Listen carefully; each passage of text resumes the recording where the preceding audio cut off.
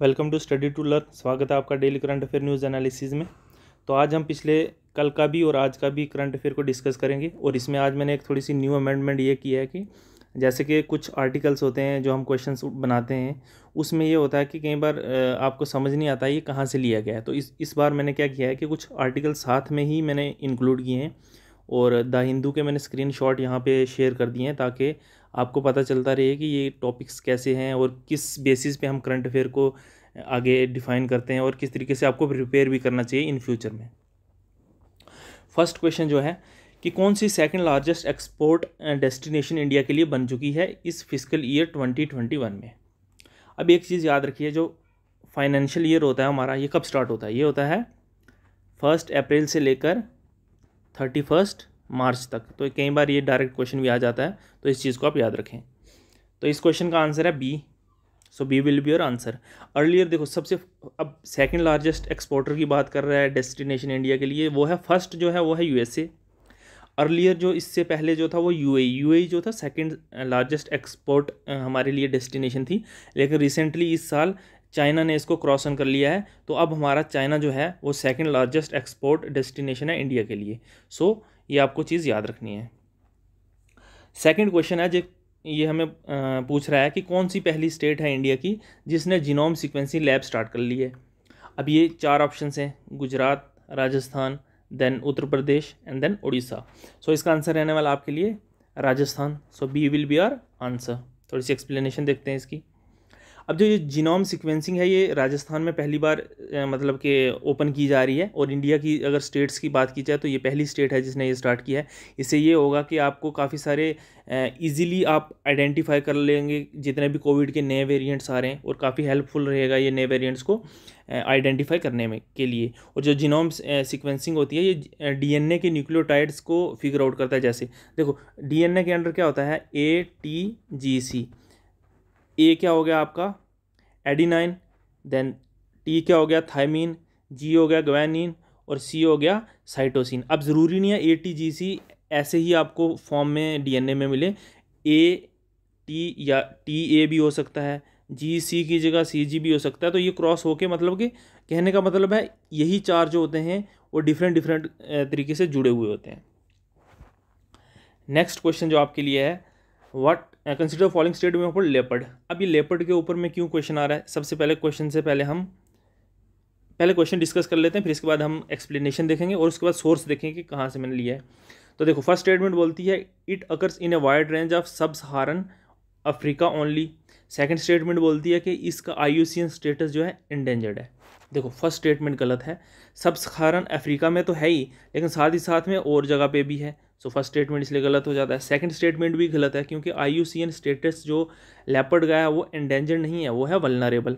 So answer क्या रहने वाला? डी। करेक्ट पूछा तो दोनों के दोनों स्टेटमेंट गलत हैं। सो D will be our answer. अब लेपर्ड के बारे में जानते हैं। देखो, ये न्यूज़ है, आज द हिंदू में न्यूज़ थी कि leopard killed in road accident. अब ये कहाँ पे, कौन सी जगह पे किल किया गया? ये है असोला भाटी सेंचुरी। जो नेक्स्ट क्वेश्चन है वो इसी के ऊपर है कि इसके ऊपर भी अलग से क्वेश्चन आ सकता है कि भाई जो असोला भाटी सेंचुरी है ये कौन सी जगह पे आपके लोकेटेड है। तो इस एक टॉपिक से आपके 2 क्वेश्चन कवर हो जाते हैं। सबसे पहले तो एक लेपर्ड के ऊपर कि लेपर्ड के बारे में हमें पता होना चाहिए, और सेकंड जो ये सेंचुरी है ये कहाँ पे है। अब जो लेपर्ड जो हैं ये कहाँ कहाँ पे पाए जाते हैं? सब सहारन अफ्रीका में पाए जाते हैं, कुछ वेस्टर्न और सेंट्रल एशिया में भी पाए जाते हैं, सदर्न रशिया में भी पाए जाते हैं, और इंडियन सब कॉन्टिनेंट में भी पाए जाते हैं, साउथ ईस्ट से लेकर ईस्ट एशिया तक। अब इसका IUCN स्टेटस क्या है? ये वल्नरेबल है। अब कुछ कंट्रीज़ ऐसी हैं जहाँ पे ये एक्सटिंक्ट भी है। ये लिस्ट इतनी ही नहीं है, और भी हैं, लेकिन कुछ कुछ इंपॉर्टेंट आपको पता होना चाहिए। जैसे हांगकॉन्ग में एक्सटिंक्ट है, सिंगापुर में भी एक्सटिंक्ट है, then South Korea, then there is Jordan and then there is UAE also. और अगर एक चीज़ देखी जाए ना, हमारे जो लेपर्ड्स हैं इनकी पॉपुलेशन जो इनिशियल हिस्टोरिकली अगर इसका रिकॉर्ड देखा जाए, जब ये इनिशियल स्टेज पे इनकी पॉपुलेशन इतनी ज़्यादा थी कि आज के टाइम पे उसका सिर्फ 25% ही आपको लेपर्ड्स देखने में मिलते हैं। सो इनकी पॉपुलेशन काफ़ी ज़्यादा डिक्रीज़ हो गई है। नेक्स्ट क्वेश्चन जो है अशोला भाटी वाइल्ड लाइफ सेंचुरी के बारे में, तो हमें बताना ये कहाँ पे है। 4 ऑप्शन हैं, Delhi, Kerala, then there is West Bengal and then there is Orissa. So इस क्वेश्चन का जो आंसर है वो A है, इट इज़ इन दिल्ली। अब ये देखिए, इसके बारे में जो ऑलरेडी हम डिस्कस कर चुके हैं इसलिए ये क्वेश्चन बनता है। तो सिंपल सा क्वेश्चन आ सकता है कि ये भाई अशोला वाइल्ड लाइफ सेंचुरी जो हाँ जी वाइल्ड लाइफ सेंचुरी जो है ये कहाँ पे है।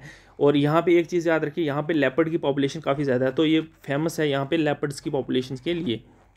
नेक्स्ट क्वेश्चन जो है, रिसेंटली एक किसान metro is seen in news, एक वर्ड है जो न्यूज़ में आया है, हमें बताना है ये किस कॉन्टेक्स्ट में इसको यूज़ किया गया है। तो फर्स्ट स्टेटमेंट बोलती है एक स्पेशल मेट्रो लेन है जो डेडिकेट की गई है जो प्रोटेस्टेंट्स हैं फार्मर्स के लिए।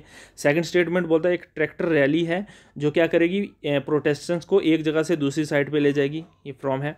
देन थर्ड स्टेटमेंट इसका एक नया स्टेशन है जो किसान प्रोटेस्ट के नाम पे उसको बनाया गया है। And then there is none of the above. So इस क्वेश्चन का जो आंसर है वो सिंपल है, वो ये है B will be our answer. जिसने आज द हिंदू अच्छे से पढ़ा होगा रिलीजियसली, और वहाँ पे ये बिल्कुल साफ लिखा हुआ था कि Kisan metro is a tractor rally which will take protestants from one side to another. देखिए ये द हिंदू का ही मैंने स्क्रीनशॉट उठाया। तो Kisan metro service to ferry protestant, तो यहाँ पे स्टार्टिंग की लाइन्स भी अगर आप पढ़ेंगे, किसान metro as the tractor will take protestants from one protesting side to the other. So ये इंपॉर्टेंट है, डायरेक्ट क्वेश्चन इस तरीके से आ सकता है, आपको पता होना चाहिए। Then there is next question, first public toilet for third gender, कौन सी स्टेट ने या कौन सी सिटी में जो फर्स्ट पब्लिक टॉयलेट जो थर्ड जेंडर है हमारा इनॉग्रेट किया गया वहाँ पे। सो 4 ऑप्शंस हैं, Mumbai, Delhi, Chennai and then Dehradun. So B will be our answer.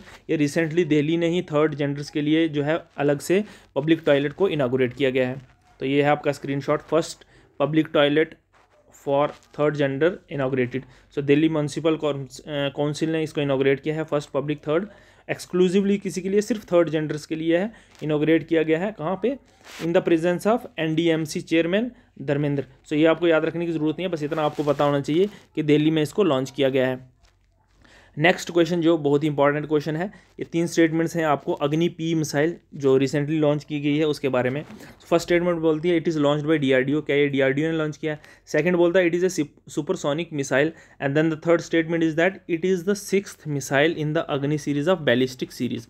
अब हमें करेक्ट बताना है। देखो फर्स्ट स्टेटमेंट बिल्कुल सही है, लॉन्च किसने किया है, डीआरडीओ ने। सेकंड स्टेटमेंट गलत है, क्यों, क्योंकि ये सुपरसोनिक नहीं है, ये बैलिस्टिक मिसाइल है। थर्ड स्टेटमेंट में देखो बिल्कुल लिखा है it is the 6th missile in the Agni series of ballistic missile. सो अगर हमारा सेकंड स्टेटमेंट गलत है तो ए ऑप्शन एलिमिनेट हो जाता है, बी एलिमिनेट हो जाता है और डी भी एलिमिनेट हो जाता है।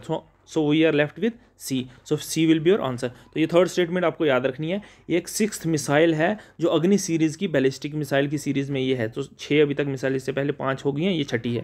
तो ये चीज़ आपको फैक्ट्स याद रखना है, डायरेक्ट इफेक्ट आपको आ सकता है। थोड़ी सी और इन्फॉर्मेशन अगर देखें तो ये देखिए न्यूज़ में था आज, अग्नि पी मिसाइल टेस्टेड फाइड।